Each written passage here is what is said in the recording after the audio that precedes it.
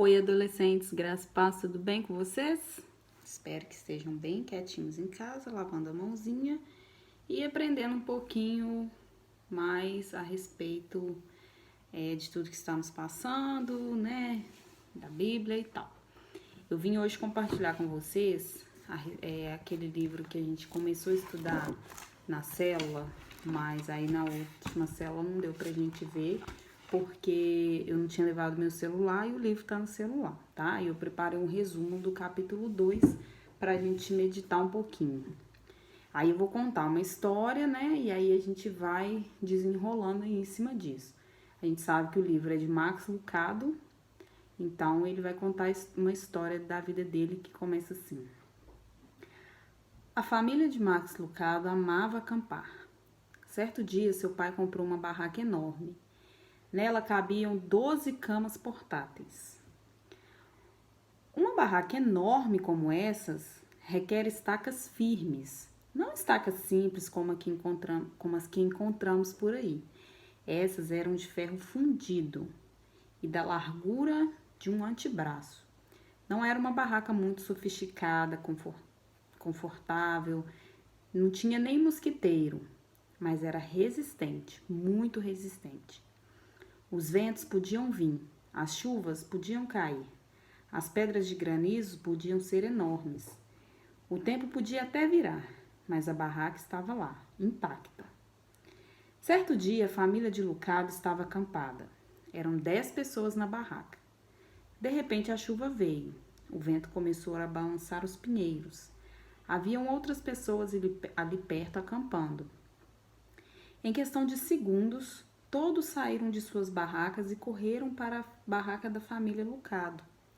Afinal, ela era a única com 2 estacas de ferro fundido.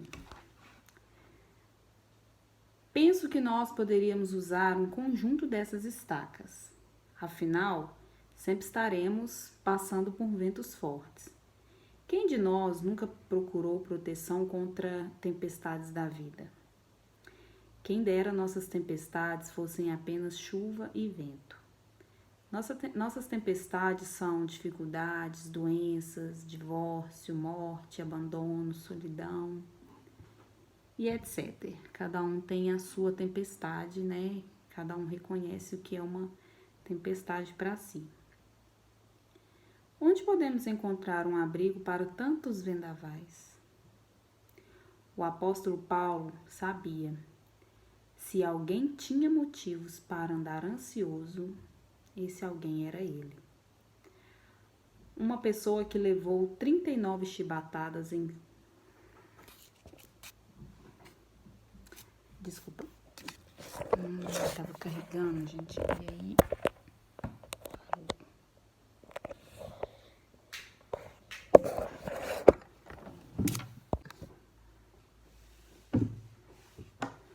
Uma pessoa que levou 39 chibatadas em 5 ocasiões diferentes.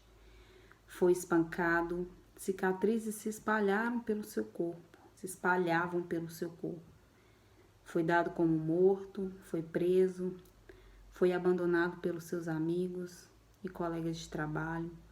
Enfrentou naufrágios, tempestades e fome. Pense neste momento na vida de Paulo. Ele está quase cego, forçando a vista para poder ler. Espera o julgamento perante o imperador romano Nero. Como se não bastasse tudo isso, ele também carrega o peso das igrejas recém-formadas. Os membros estão brigando. Falsos pregadores pregam por orgulho e inveja. É muita coisa para a vida fácil de um apóstolo, não? Seu futuro é tão escuro quanto a cela de sua prisão. Quem lê a carta de Paulo aos Filipenses pensa que ele está passando pelos melhores momentos de sua vida. Paulo escreve essa carta ainda preso.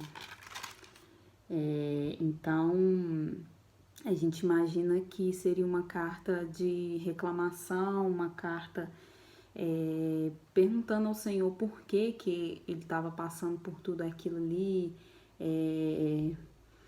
quando que ele ia sair dali, por que ele estava passando por tantas coisas injustas, mas a carta de Paulo aos Filipenses não traz uma palavra de medo, nenhuma reclamação. Ele não reclama com Deus a respeito de sua situação. Ao contrário disso, ele dá graças a Deus em tudo e convida quem está lendo a fazer a mesma coisa. Ele vai começar Filipenses 4, no versículo 4, ele vai falar assim: alegrem-se sempre no Senhor. Outra vez vos digo, alegrem-se. Seu remédio para a ansiedade começa chamando o povo a se alegrar. Ele não nos dá uma sugestão, ele nos dá uma ordem. Está no modo imperativo.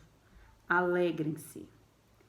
E não nos dá um tempo definido. Alegrem-se só segunda, alegrem-se só quando tiver emprego, alegrem-se só quando tudo for bem na escola, alegrem-se só quando você não brigar com seus pais, alegrem-se somente quando você estiver na igreja, alegre-se somente quando tudo estiver indo bem. Não. Paulo diz, alegrem-se sempre no Senhor. E para que fique bem claro para nós, ele repete, novamente direi, alegrem-se. Paulo ele não nos ordena a ser alegres, a ser uma pessoa alegre. Ele nos ordena a nos alegrar no Senhor. Isso é um chamado, é uma decisão de se alegrar no Senhor. É ter uma confiança enraigada de que Deus existe, de que está no controle e de que Ele é bom. O apóstolo Paulo se apegou com firmeza a essa convicção. Ele fez dessa certeza suas estacas. Que Nero viesse, que seus amigos te abandonassem, que as tempestades viessem, a barraca de Paulo, feita de fé, jamais iria desabar, porque ele havia equilibrado a sua barraca com um forte sistema de crenças. Crenças são aquelas coisas que você acredita tanto que se torna verdade em sua vida. Até que ponto a sua barraca é forte? Reflita. Olhe para dentro de você e você vai ver que uma série de coisas que você acredita e que serve como estaca para equilibrar a sua vida, o seu sistema de crenças é a resposta às questões fundamentais sobre a vida. Responda a si mesmo. Alguém está no controle do universo? A vida tem um propósito? Eu tenho valor? Só existe essa vida? O seu sistema de crenças tem a ver com o seu interior. É um conjunto de convicções das quais depende a sua fé. Se seu sistema de crenças for forte, você permanecerá em pé. Se for fraco, a tempestade sempre vai vencer. A fé sempre vem antes do seu comportamento. Paulo, antes de abordar suas ações, ele abordava suas crenças, suas convicções, aquilo que era a sua estaca, o que o mantinha de pé. Para mudar o modo como uma pessoa responde à vida, é preciso mudar a sua crença sobre a vida. Paulo era uma fortaleza. A estaca de Paulo era a soberania de Deus. Ele cria que Deus tinha o controle e governava o mundo em que ele vivia. Ao invés de buscar o controle total das situações, renuncie a ele. Você não pode controlar o mundo à sua volta, mas pode confiar que Deus vai fazer. Por isso Paulo diz, alegrem-se no Senhor. A paz está ao nosso alcance. Não por falta de problemas, eles sempre vão existir, mas por causa da presença de um Senhor soberano. Em vez de repetir o caos do mundo, alegrem-se na soberania do Senhor, assim como fez Paulo. Paulo diz em Filipenses 1, 12 e 13. Eu quero, irmãos, que saibais que as coisas que me aconteceram contribuíram para maior proveito do Evangelho, de maneira que minhas prisões em Cristo foram manifestas por toda a guarda pretoriana e por todos os demais lugares. Mesmo os que pregavam o Evangelho por orgulho, inveja, não se comparavam à soberania de Deus. Paulo, ao contrário, ele vai falar que tudo isso que aconteceu com ele serviu para que o Evangelho progredisse. Então, tudo isso tinha a ver com o reino de Deus sendo estabelecido na terra, não somente a ver com Paulo, com as coisas que Paulo estava passando. Então, nada disso se comparava à soberania de Deus. E aí Paulo vai falar assim, mas o que importa, contanto que Cristo seja anunciado de toda maneira, ou com fingimento, ou em verdade, nisto me alegro, e me alegrarei mais ainda. Paulo acreditava que o importante era que o nome do Senhor fosse pregado. Ele falava que não se importava com isso, contanto que Cristo fosse anunciado, seja por inveja, seja por orgulho, o importante é que o nome de Jesus estava sendo anunciado.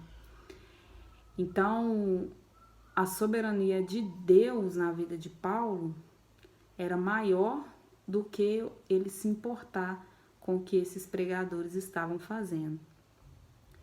Paulo acreditava que Deus havia exaltado Jesus à mais alta posição e que havia dado a ele um nome que estava acima de todo nome.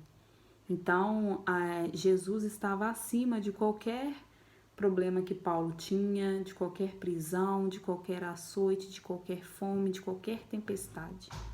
Essa era a estaca de Paulo. As condições podiam ser horríveis na prisão, mas acima de tudo, há um Deus, que é quem efetua em nós o querer e o realizar de acordo com a boa vontade dele. Filipenses 2:13.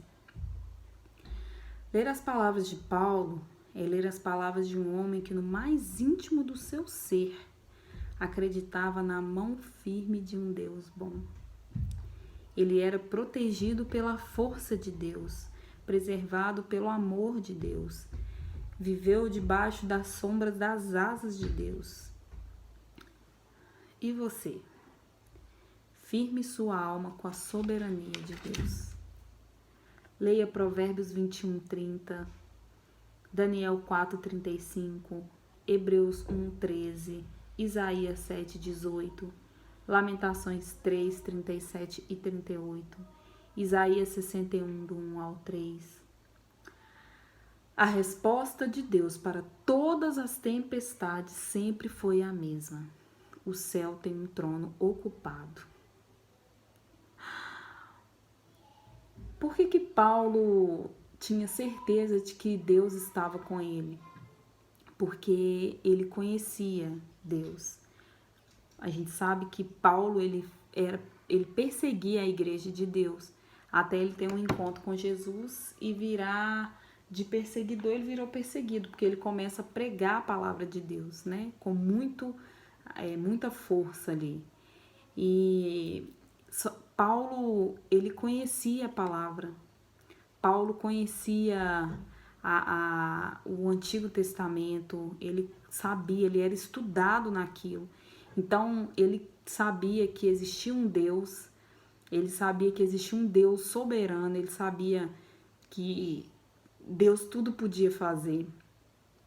O problema era que ele, assim como os perseguidores, né, não queriam que uma outra pessoa, assim como Jesus, né, veio trazer uma salvação, e para eles a salvação ainda estava ali baseada na lei e não na graça.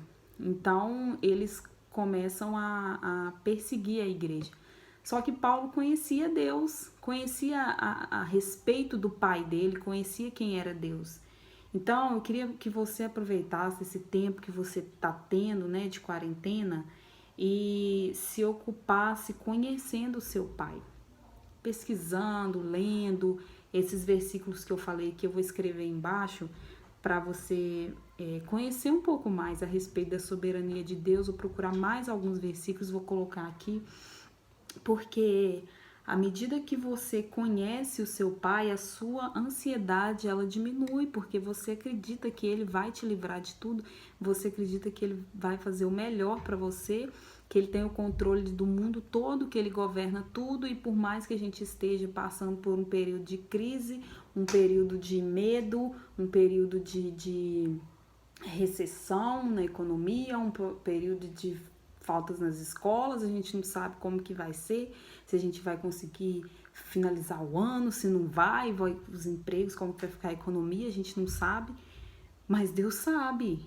Então, que a gente possa ocupar esse tempo nosso conhecendo mais sobre essa soberania desse Deus que tem o governo de todas as coisas, que tudo é permissão dele, e eu já falei e repito, ele é especialista em resolver problemas.